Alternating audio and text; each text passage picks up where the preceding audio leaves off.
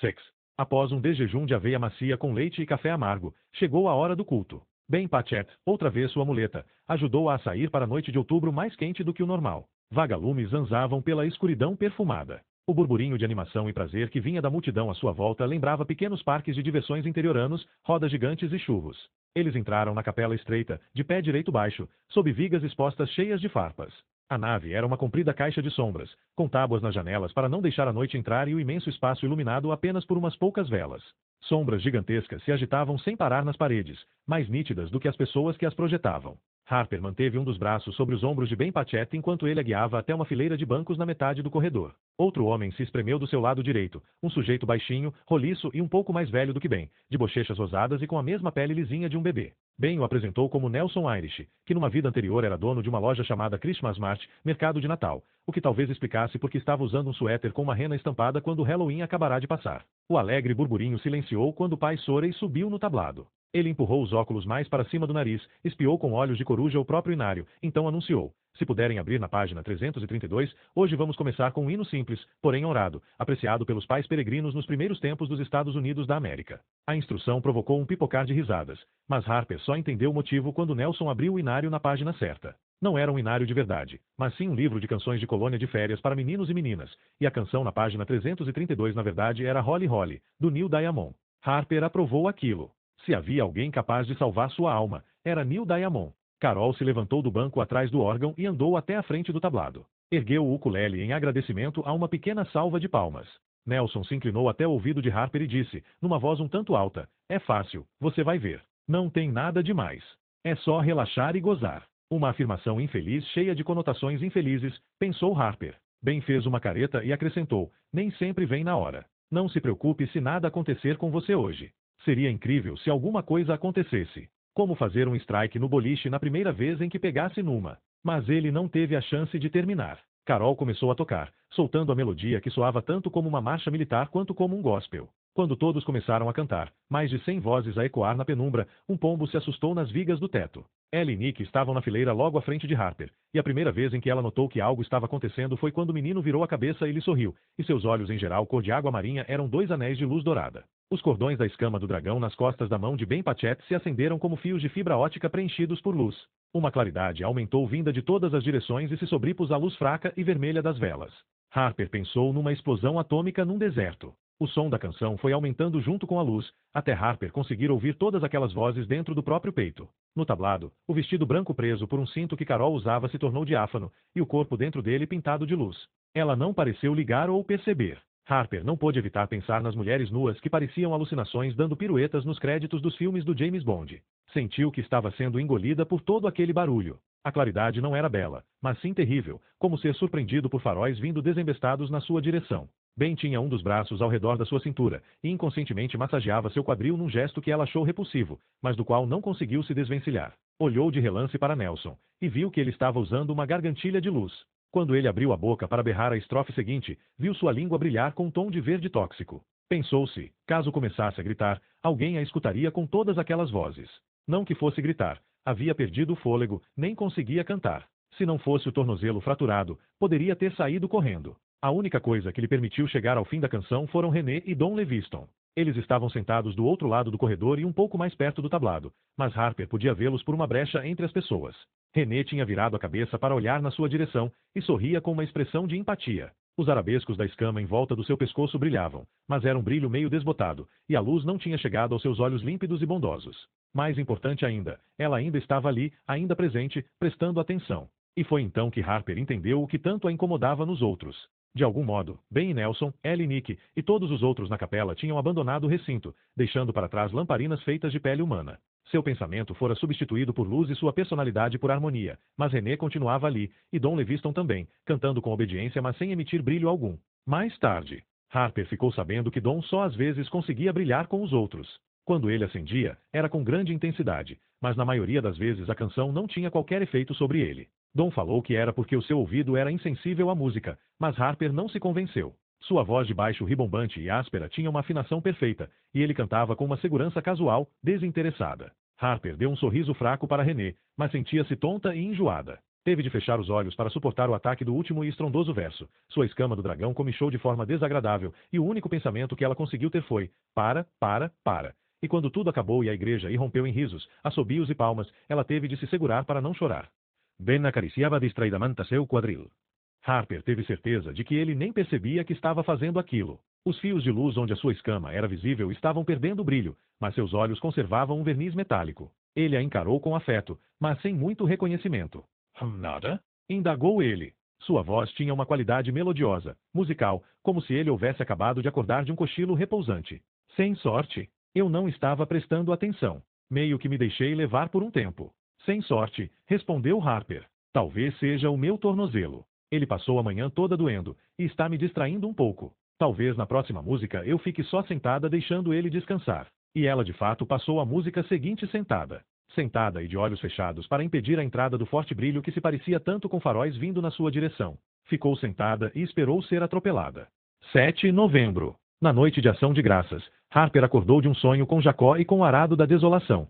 Sentiu o cheiro de fumaça e não entendeu o que estava queimando, então se deu conta de que era ela. Não estava em chamas, mas a listra em sua garganta havia chamuscado a gola da camiseta do Coldplay, que estava preta e soltando fumaça. Por baixo da camiseta, a sensação que tinha era como a de passar repelente sobre a pele arranhada, só que por toda parte. Jogou longe as cobertas com um grito e arrancou a camiseta. A listra marcava sua pele com linhas pretas retintas salpicadas com grãozinhos de luz vermelha venenosa. A ardência de água viva aumentou, tornando impossível qualquer pensamento. O ruído que se erguia a toda sua volta, das outras mulheres se mexendo na cama, a fez pensar de modo bem pouco caridoso em pombos alçando voo depois de levarem um susto, um arrulho nervoso. Então ela estava com ela. Passou as pernas em volta da sua cintura e a prendeu por trás. Começou a cantar num sussurro suave, quase inaudível, com os lábios bem próximos do seu ouvido. No instante seguinte, René apareceu ao seu lado e segurou sua mão no escuro, entrelaçando os dedos nos seus. Você não vai pegar fogo, disse René. Ninguém aqui pega fogo, é uma das regras. Quer quebrar as regras e arrumar problemas com a Carol Sorey para todas nós? Respira fundo, enfermeira Viloves. Respira grande, bem fundo. Junto comigo, agora, inspira. Expira. I inspira. E Ellie começou a cantar aquela música antiga do Oasis. Com uma voz doce e destemida, cantou que Harper era o seu Wonderwall, seu Muro das Maravilhas. Chegou até a cantar com sua voz de bombeiro, numa imitação encantadora e debochada do sotaque típico de Londres. Harper só começou a chorar quando a escama do dragão perdeu a força e se apagou, e a dor começou a passar. O que ficou foi uma sensação dolorida de queimadura de sol por todo o esporo. Havia parado de cantar, mas continuou a segurá-la. Seu queixo ossudo estava pausado confortavelmente no ombro d'Harper. René esfregava os nós dos seus dedos com o polegar de um jeito amoroso, maternal. Em pé no escuro, a 4 passos da cama de Harper, Nick Sorey a observava com um ar preocupado. Ele era o único menino a dormir no dormitório feminino, onde dividia uma cama com a irmã mais velha. Com uma das mãos, segurava um apito vai e vem contra o peito. Não era capaz de ouvi-lo, mas sabia que poderia tocá-lo para chamar o bombeiro. E de que adiantaria? Talvez o bombeiro trouxesse uma mangueira para aspergir as cinzas dela. Isso, garota, falou René. Está tudo bem. Acabou. Poderia ter sido pior. Também poderia ter sido melhor, falou Ellie. Você acaba de perder uma oportunidade perfeita de queimar uma camiseta horrível do Coldplay. Se eu algum dia entrar em combustão espontânea, espero estar segurando uma pilha de CDs dessa banda. Harper emitiu sons que poderiam ter sido uma risada, ou então poderiam ter sido soluços. Nem mesmo ela soube ao certo o que eram. Talvez um pouco dos dois.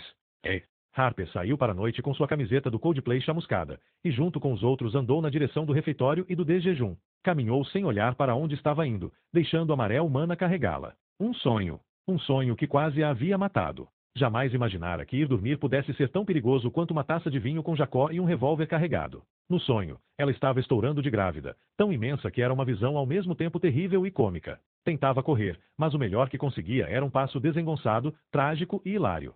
Segurava o arado da desolação com força junto aos seios inchados e doloridos, e suas páginas estavam pegajosas de sangue. O manuscrito estava todo marcado por impressões de mãos feitas com sangue. Harper tinha a confusa noção de ter usado aquilo para bater em Jacó, e de que agora precisava esconder as provas.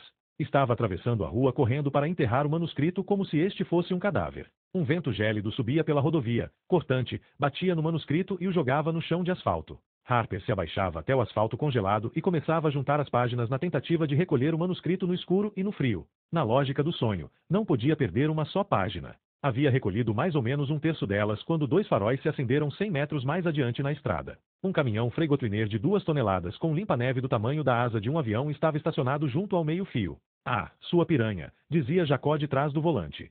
Sabe o quanto eu trabalhei nisso? Cadê seu respeito pela literatura? A marcha engatava. O Frei Gotliner começava a avançar. Jacó ligava o farol alto e a imobilizava na estrada com uma luz azul cegante. Acelerava e passava a segunda, fazendo o barulho do motor virar um berro de óleo diesel, e os faróis do caminhão começavam a penetrar o corpo de Harper, quente sobre sua pele, os faróis a cozinhavam. O simples fato de recordar o sonho fazia sua escama do dragão formigar com um calor desagradável. Ela caminhava de cabeça baixa, tão perdida em seus pensamentos impotentes e sombrios que levou um susto quando alguém depositou um beijo frio e delicado em sua bochecha. Ergueu os olhos a tempo de ser beijada outra vez, agora na pálpebra direita. Estava nevando. Uns flocões gordos e brancos do tamanho de plumas desciam flutuando a esmo da escuridão, tão macios e leves que mal pareciam estar caindo. Ela fechou os olhos. Abriu a boca. Sentiu o gosto de uma gota de neve. O refeitório estava tomado pelo vapor e recendia a apresuntado grelhado e molho branco. Harper atravessou num passo arrastado uma algaravia de gritos, risos e utensílios batendo. As crianças tinham recortado e depois colorido jogos americanos de papel no formato de perus.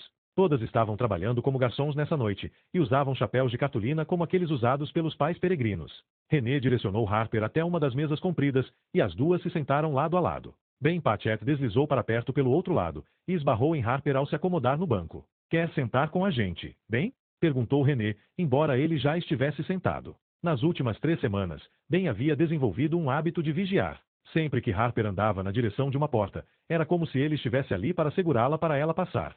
Se ela mancava, ele se encostava sem que ela pedisse, passava um braço ao redor da sua cintura e fazia as vezes de muleta. Suas mãos gordas e quentinhas a faziam pensar numa massa crua fermentada. Ele era inofensivo, estava tentando se mostrar útil e ela queria sentir gratidão, mas em vez disso muitas vezes se pegava cansada de tanto vê-lo. Tudo bem, Harper? Ben estreitou os olhos para ela. Você está meio corada. Bebe alguma coisa. Tudo bem. Eu já bebi água, e você não sabe quanto xixi tenho feito ultimamente. Eu disse para beber. Ele empurrou para perto dela um copo de papel cheio de suco de cranberry. Ordens do Dr. Ben.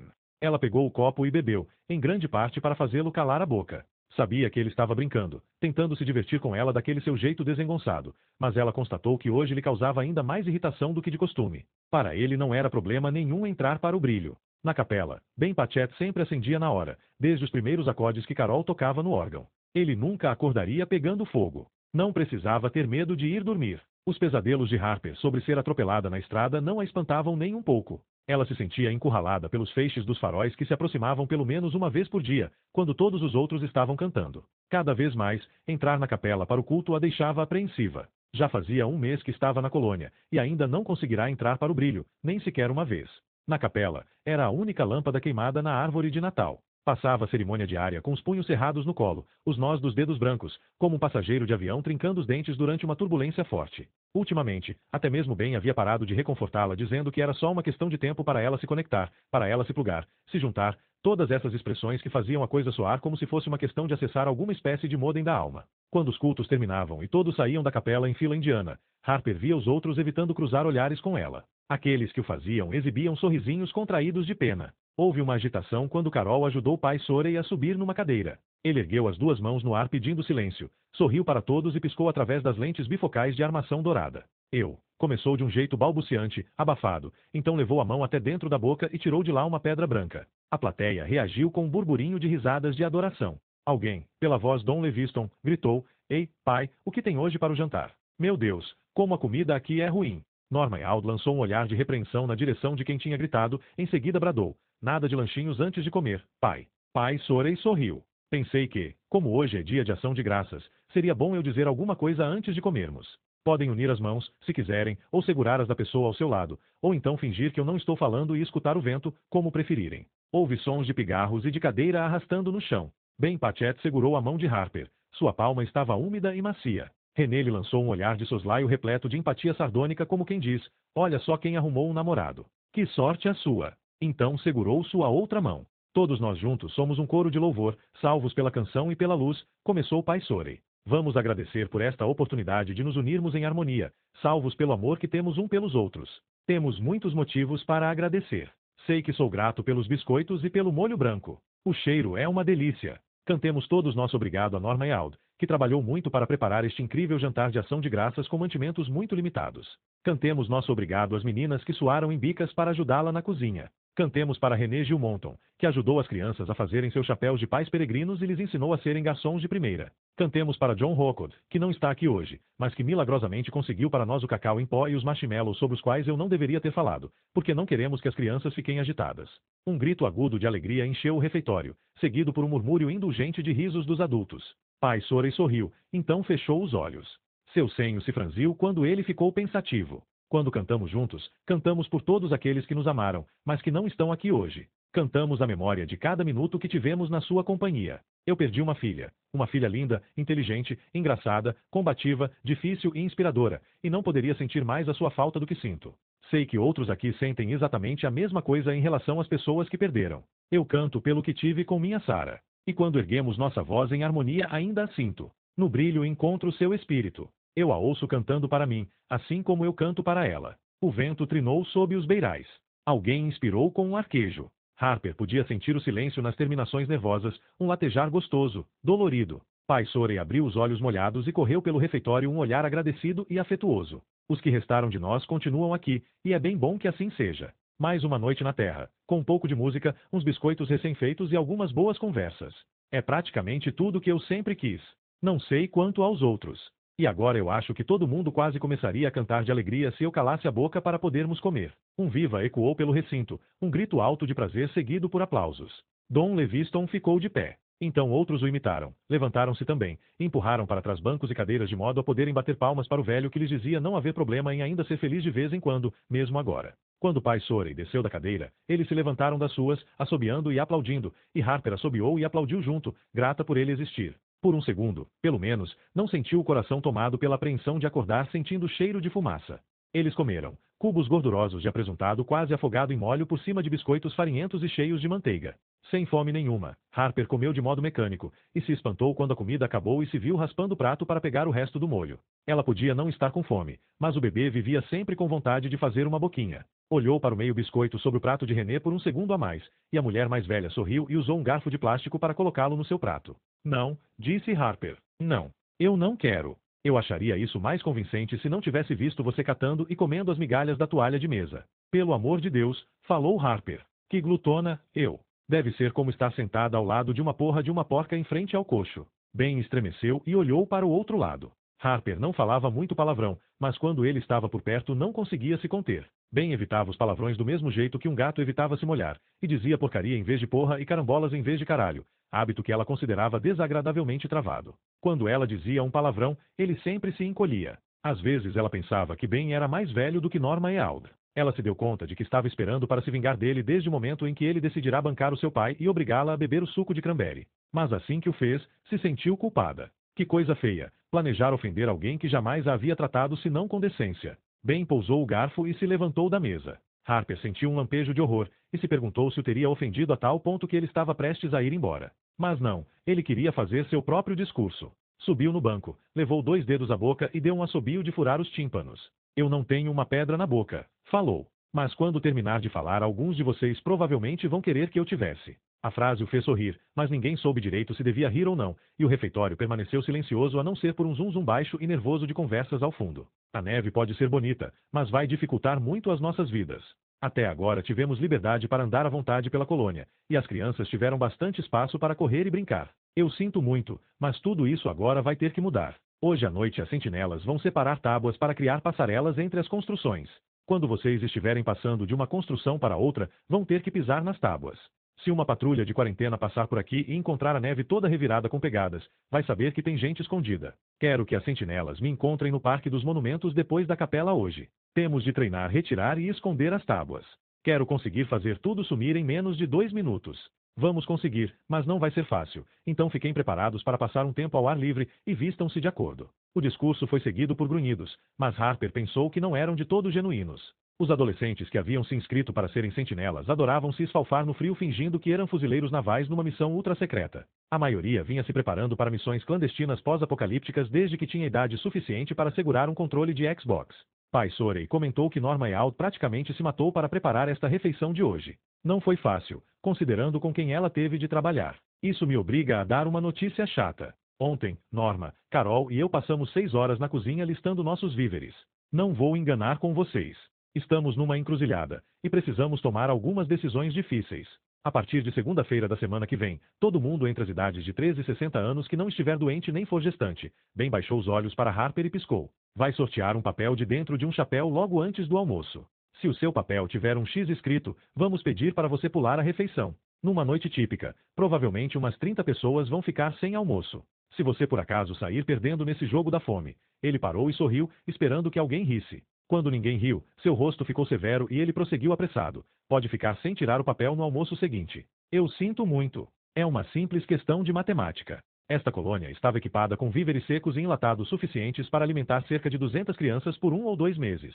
Nós estamos com mais de 100 pessoas aqui desde julho, e a cada semana chega mais gente. Os estoques estão baixos, e não vamos receber mais nada em nenhum futuro próximo. Dessa vez ninguém deu grunhidos de mentira. O que Harper ouviu, isso sim, foram sussurros nervosos, e pessoas lançando olhares de preocupação para um lado e para outro. Ellie, a 2 mesas da sua, virou-se para Michael, sentado ao seu lado, levantou uma das mãos para tapar a boca e começou a silvar furiosamente no ouvido dele. Qualquer um que tirar um papel com um X mesmo assim vai poder tomar café ou chá, e como agradecimento, bem, a Norma achou um pouco de açúcar. Uma lata grande. Não tem nem formiga. Então, quem for sorteado vai poder pôr uma colher de chá de açúcar na bebida que estiver tomando. Uma colher de chá.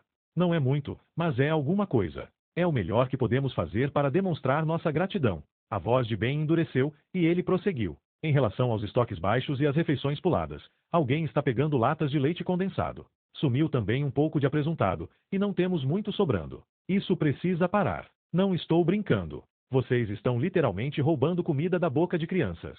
E se alguém tiver pegado a grande xícara de chá de Emily Waterman ontem, eu agradeceria se simplesmente pusesse de volta em cima da cama dela em algum momento. Não é preciso se explicar. Basta fazer. É uma xícara grande, bem grande, mais ou menos do tamanho de uma tigela de sopa, com estrelas pintadas no fundo. É a xícara de estrelas da sorte dela, que ela tem desde pequena e significa muito para ela. É só isso. Obrigado. Ele aguardou para ver se alguém iria aplaudi-lo, mas ninguém o fez, e por fim Harper ergueu a mão e segurou a sua, quente e úmida, enquanto ele descia do banco. Não estava mais irritada com ele. As conversas no recinto foram retomadas, mas baixas e apreensivas.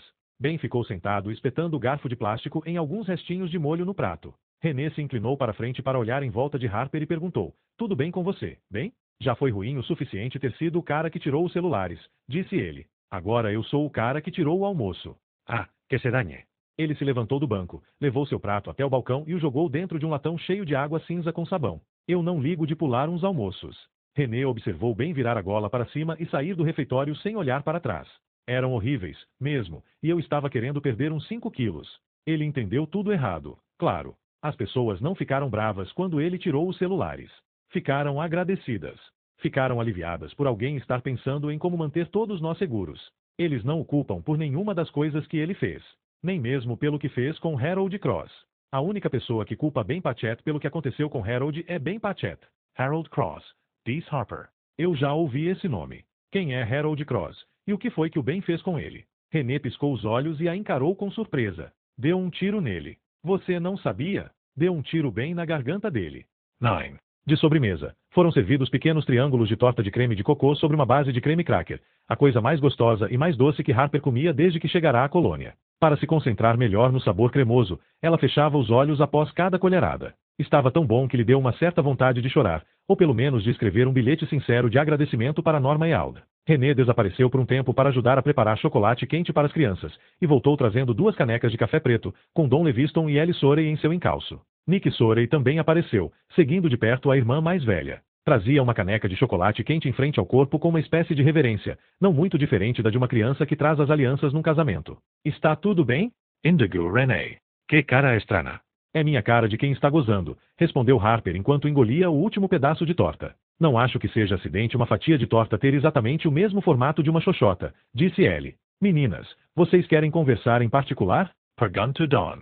Eu posso voltar outra hora. Essa conversa está tomando um rumo talvez excessivo para os ouvidos de um inocente como eu. Pode ficar sentado aí e contar o que aconteceu com Harold Cross, disse René. Eu acho que a Harper deveria saber, e vocês dois podem contar melhor do que eu. Dom, você trabalhou com ele. Ellie, você o conhecia melhor do que a maioria. E vocês dois estavam presentes no final. Eu não diria que o conhecia tão bem assim. Cheguei a um ponto em que não conseguia suportar ficar no mesmo recinto que ele, disse Ellie. Mas você tentou, falou René. Se esforçou. Não existem muitas outras pessoas que possam dizer isso. Nick se sentou na borda do banco, à esquerda de Ellie. Olhou para a irmã, depois para René, depois de novo para Ellie. Em seguida moveu as mãos no ar para perguntar algo à irmã. Ellie franziu o senho e começou a fazer pequenos gestos com os dedos. Minha mãe era bem melhor em linguagem de sinais, disse Ellie. A única coisa da qual me sinto realmente segura é para soletrar com os dedos. Ele quer saber do que vocês estão falando. É uma das coisas boas de o carinha ser surdo. A gente não precisa se preocupar que ele escute as partes realmente horríveis e fique triste. E ele não sabe nada de leitura labial. Perguntou Harper. Isso só existe nos filmes. Don deu um gole no café e fez uma careta. Vou dizer uma coisa, nada cura um caso de bem-estar mais depressa do que um gole deste café. A não ser, talvez, falar sobre Harold Cross. Ele pousou a caneca. Harold andava quase sempre sozinho. Era meio como um garoto gordo de quem ninguém gosta. Inteligente demais para o seu próprio bem, sabe? Mais inteligente do que todo mundo, e fazia questão que os outros soubessem. Se você estivesse escavando uma latrina, ele ensinava um jeito melhor e mais científico de fazer isso, mas ele próprio não pegava na pá. Dizia estar com dor nas costas ou algo assim. Você conhece o tipo. Ele usava uma camiseta listrada e um short de brim preto, e nunca o vi usando nada diferente. Uma vez tinha uma meleca colada nessa camiseta que ficou lá por 3 dias. Eu juro por Deus, disse ele. Eu lembro dessa meleca, exclamou Don. Ele passou tanto tempo com isso na camiseta que deveria ter batizado o troço. Nick continuava observando, então fez outra pergunta a Ellie com alguns gestos lentos, cuidadosos. A resposta dela dessa vez foi mais rápida, e envolveu um punho fechado girado junto ao nariz, imitando o gesto de tirar meleca. Nick abriu um sorriso. Tirou um toco de lápis do bolso da calça jeans e escreveu alguma coisa no jogo americano em formato de peru. Empurrou o papel pela mesa na direção de Harper. Ele também soltava fumaça às vezes.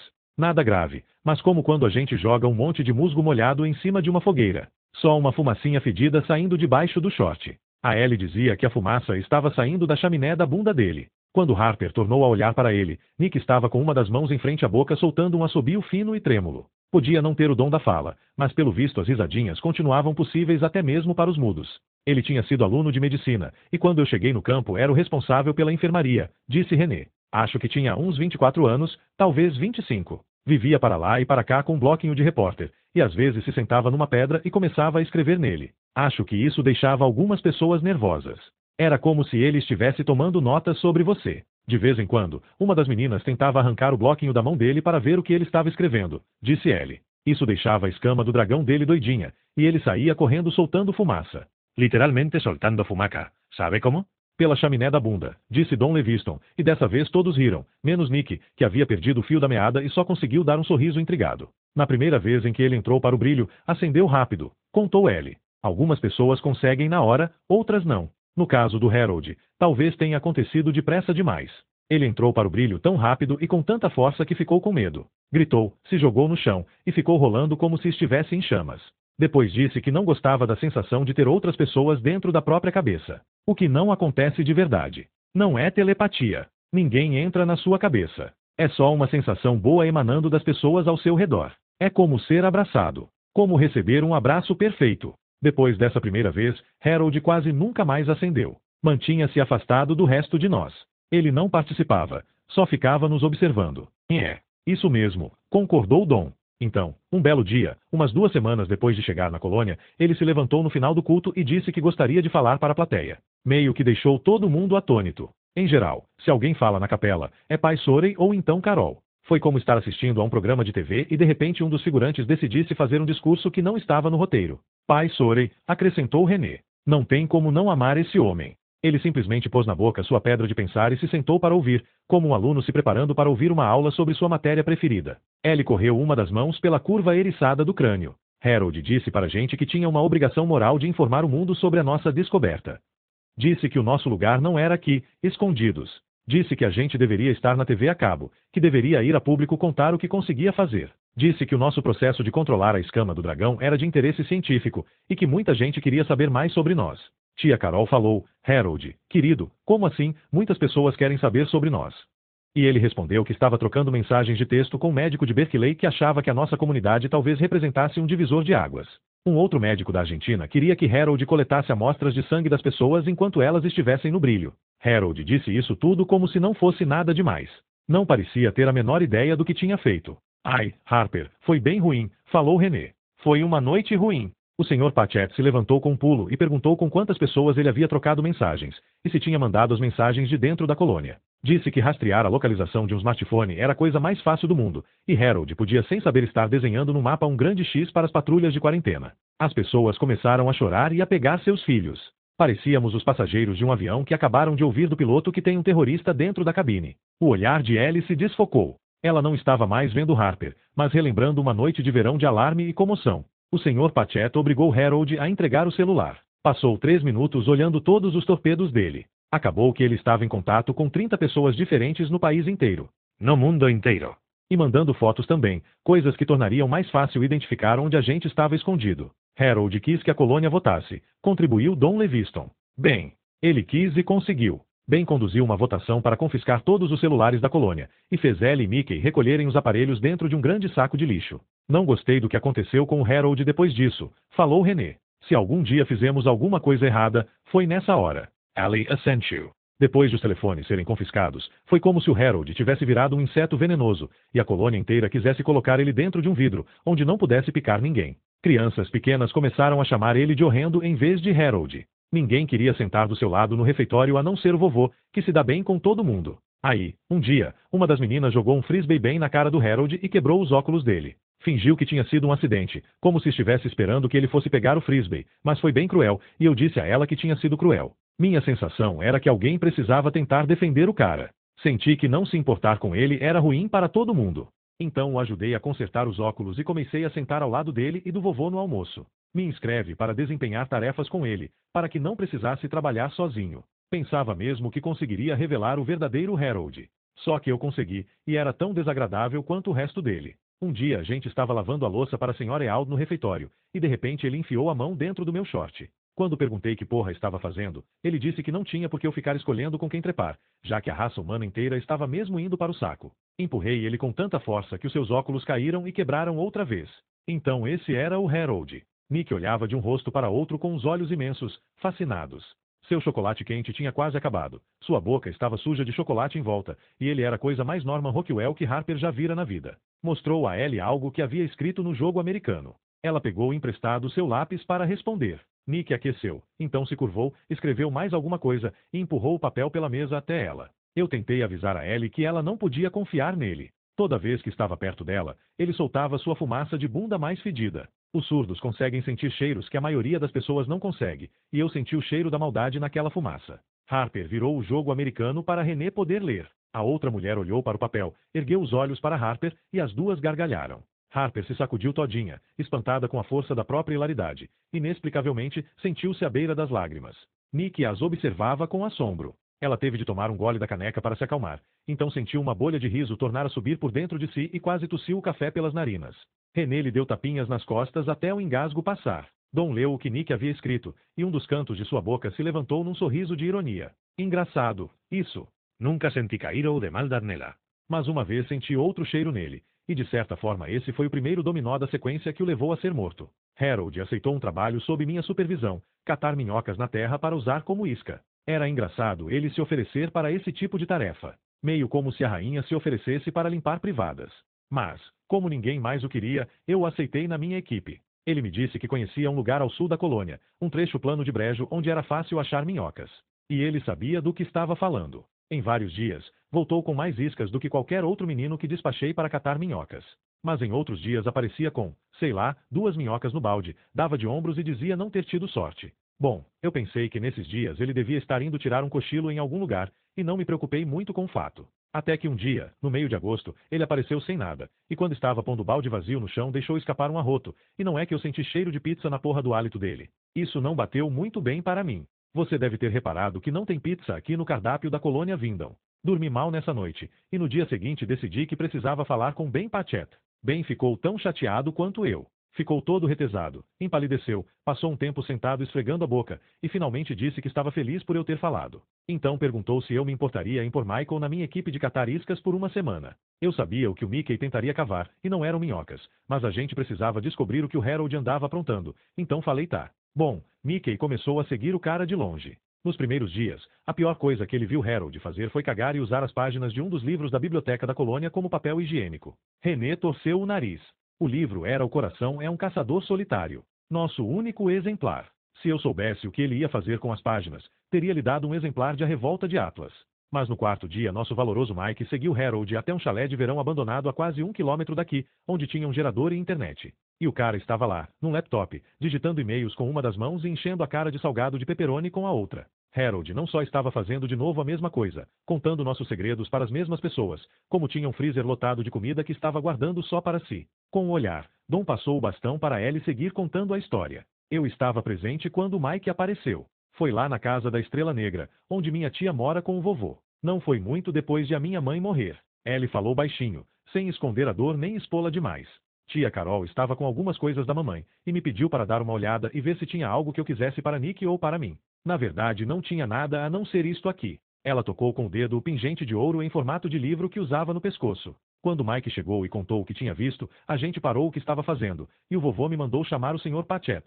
Quando cheguei com o bem, tia Carol estava sentada numa cadeira segurando o rosto com as mãos e soltando filetes de fumaça. Estava muito estressada. Ellie prosseguiu. Disse que a gente tinha que obrigar o Harold a ir embora da colônia. Mas o Sr. Patchett falou que isso era a pior coisa que a gente poderia fazer.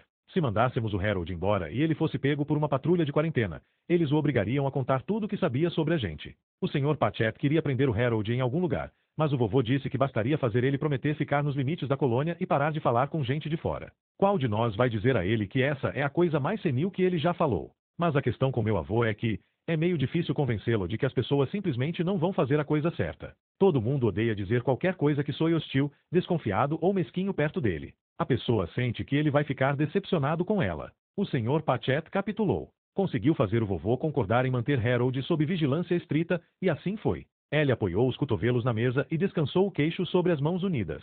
Agora não estava olhando para nenhum deles. Havia baixado os olhos e voltado o olhar para dentro de si, desconsolada. Harper pensou que eles agora estavam quase chegando ao fim. O final da história de Harold Cross, que por acaso também era o final do próprio Harold Cross.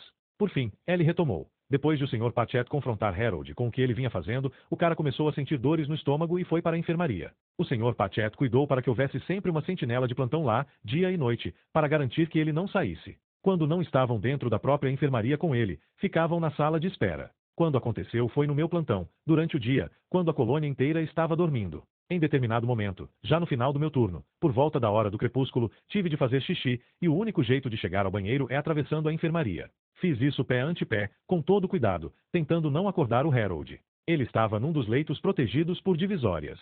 Eu podia vê-lo debaixo dos lençóis por uma fresta entre as cortinas. Tinha quase chegado ao banheiro quando bati com o quadril numa comadre e a fiz cair no chão com um barulho alto. Harold nem se mexeu. De repente, senti um enjoo gelado, e afastei a cortina para olhar mais de perto. Debaixo dos lençóis só tinha travesseiros. Ela ergueu os olhos e encarou Harper com um olhar ferido e envergonhado. É que eu tinha passado a maior parte da tarde dormindo, quando deveria ter ficado vigiando a sala de espera. Pensei que não estivesse prejudicando ninguém. Imaginei que, se o Harold tentasse se esgueirar por mim, eu escutaria. Pensei que meu sono fosse leve demais para ele conseguir passar por mim. Até parece. Eu devia estar num coma leve. Isso sim. Talvez Norma Yald tenha posto um sossega-leão no meu chá na esperança de conseguir se aproveitar de mim. O canto da boca dela se ergueu num pequeno sorriso, mas seu queixo tremia. Dom pousou uma das mãos calejadas na sua nuca e lhe deu uma espécie de tapinha delicado. Canhestro. Já pensou que, se você tivesse acordado quando ele estava tentando sair, ele poderia ter te batido? Ele ia sair por aquela porta, de um jeito ou de outro. Harold não conseguiria sair no braço nem com o Nick, disse Ellie, enxugando os olhos com as costas de uma das mãos num gesto brusco. E quem disse que teria sido no braço? Ele poderia ter te chamado para dentro da enfermaria e golpeado você com uma chave de roda. Não, senhora. Ele teria saído, por bem ou por mal. Foi loucura achar que a gente conseguiria manter o cara prisioneiro sem trancá-lo. Eu trocaria socos com um tubarão pelo seu avô, mas ele estava errado na decisão de como lidar com Harold, e Ben Patchett estava certo. Nick tinha visto Ellie esfregar os olhos. Rabiscou alguma coisa no jogo americano. Sua irmã leu e fez que não com a cabeça. Não, eu não quero o seu último marshmallow. Ele escreveu alguma outra coisa. Em seguida enfiou uma colher dentro da sua caneca e pescou parte de um marshmallow derretido. Ellie suspirou, abriu a boca, e deixou que ele pusesse o doce lá dentro. Ele disse que é um remédio para a tristeza, explicou-lhes Ellie com uma voz abafada enquanto mastigava o marshmallow grudento. Uma lágrima brilhante rolou por uma de suas faces. Na verdade, até que estou me sentindo melhor. Dom Leviston chegou mais perto dela, cotovelo sobre a mesa. Acho que eu posso contar o resto, bem rapidinho. Ellie chamou o Mike, e ele correu para chamar Ben Patchett. Minha cama fica do lado da do bem, e eles cochicharam tanto que me acordaram. Quando ouvi que estavam saindo para ver se conseguiam trazer Harold de volta, me ofereci para ir junto. Talvez eu sentisse que precisava ir. Harold fazia parte da minha equipe. A minha falta de supervisão era o que dera a ele uma chance de entrar em contato outra vez com o mundo exterior. Não me lembro quem foi lá e pegou uma espingarda no estande de tiro, mas acho que todos nós pensamos que o Harold talvez não fosse voltar por livre e espontânea vontade. Lembro que disseram para esta daqui não ir. Ele deu um tapinha no ombro de Ellie. Como você pode imaginar, isso adiantou tanto quanto gritar com as nuvens.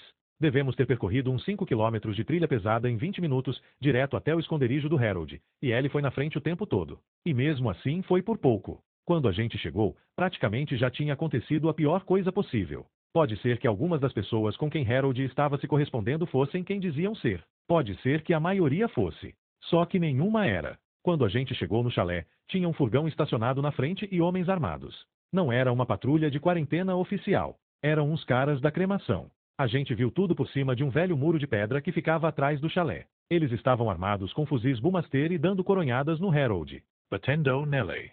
Se divertindo. Harold estava caído no chão, agarrado ao laptop, implorando para não o matarem. Estava dizendo que não era perigoso, que conseguia controlar sua infecção. Estava dizendo que podia levá-los até um esconderijo onde havia uma porção de gente capaz de controlar a escama do dragão. Foi nessa hora que Ben perguntou para Mickey se a espingarda estava carregada. Achei que a gente fosse lutar pelo Harold, disse Ellie. Igual num programa de TV. 4 de nós contra 12 deles. Que burrice, né? Sua voz saiu rascante e engasgada, e Harper percebeu que ela estava tentando segurar o choro. As mãos do Mickey tremiam tanto que ele deixou cair todas as balas no chão, mas o Ben, ele virou outro homem. Ele antes era policial, você sabe. Deu para ver o policial na cara dele. Ele ficou calmo, mas também ficou duro. Falou, é melhor deixar isso comigo, filho, e pegou a espingarda da mão do Mickey. Deu o primeiro tiro na garganta do Harold. O segundo acertou o laptop. O bonde da cremação se jogou no chão, e até onde eu sei continua lá até hoje, porque a gente se levantou e saiu correndo feito uns doidos e nem olhou para trás.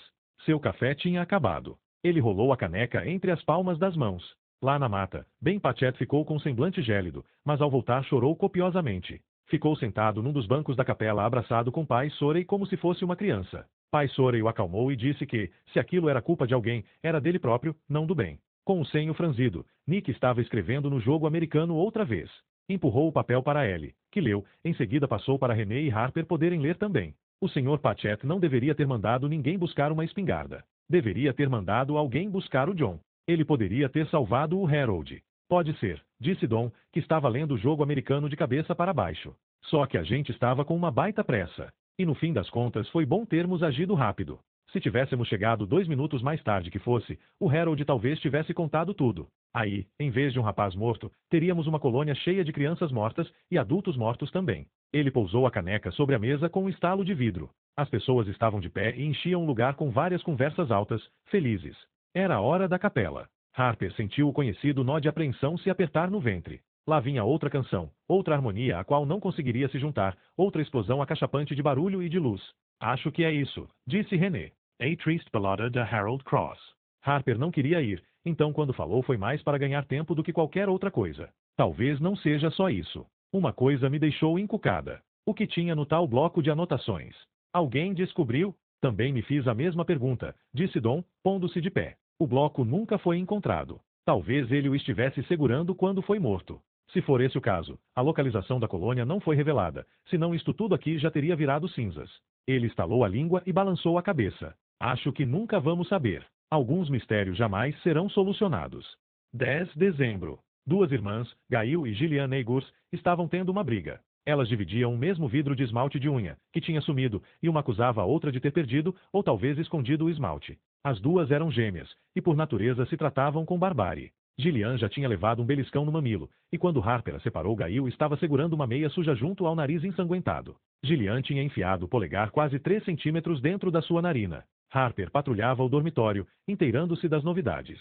Era bom pensar nos problemas dos outros. Melhor do que se preocupar com a hora do apagar das luzes, quando ficaria deitada em sua cama, desesperada para dormir e enjoada só de pensar no que poderia acontecer quando o fizesse. Imaginou que Ellie saberia quem poderia ter pegado o esmalte de unha, se é que alguém tinha pego. A cor se chamava Incendiário, nome cuja graça as gêmeas Neygours não pareciam captar. Ellie e outra menina jogavam cartas em cima de uma pilha de malas. Harper foi até lá e ficou parada atrás da outra menina, Jamie Close, esperando elas repararem na sua presença. Que bom que não sou eu dormindo ao lado dela, dizia Jamie Close para Ellie. Jamie era uma das mais velhas entre as sentinelas, 19 anos, quase 20. Tinha os olhos muito juntos e um nariz arrebitado que, somados, lhe davam um desafortunado aspecto porcino. Dormindo ao lado de quem? Perguntou Ellie, distraída, por cima de suas cartas. Você sabe de quem? Da enfermeira Raio de Sol, continuou Jamie. Ela ontem à noite acordou tossindo fumaça. Você escutou? Fiquei pensando. Pega fogo logo de uma vez para os outros poderem dormir. Tipo, eu. Ellie deu um pisão bem forte no pé de Jamie. Uma criança poderia ter pensado que fora um acidente. Uma criança bem pequena e bem ingênua. Jamie se retesou e calou a boca. Após alguns instantes, o olhar de Ellie se ergueu e ela pareceu ver Harper pela primeira vez. Oi, o que você conta, enfermeira Viloves? As gêmeas Neigurs perderam um vidro de esmalte de unha. Estou só perguntando para ver se alguma de vocês duas por acaso encontrou. Sentada num balde virado, Jamie Close se manteve rígida. Tinha a camiseta levantada para exibir a tatuagem na base das costas.